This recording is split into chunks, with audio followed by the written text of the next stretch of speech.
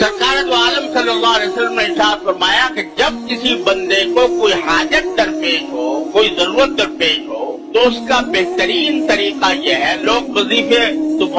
وظیفوں پہ بہت تعویذ گنڈوں پر بہت یقین کرتے ہیں، لیکن نبی کریم سرور دو عالم صلی اللہ علیہ وسلم نے جو طریقہ بتایا، آج ہر شخص ہم سے یہ پوچھتا ہے کہ بھئی فلاں کام کے لیے ہم کون سی دعا پڑھیں، فلاں کام کے لیے ہم کیا وظیفہ اختیار کریں، فلاں کام کے لیے تعویذ دے دیجیے، اور جب ہم سے کہتے ہیں بھئی ہمیں تعویذ گنڈے نہیں آتے، ہمیں وظیفے نہیں آتے، تو وہ سمجھتے ہیں یہ بیکار، انہوں نے اتنا بڑا مدرسہ قائم کر رکھا ہے، یہ جو ہے اس میں اگر تعویذ گنڈے نہیں سکھائے جاتے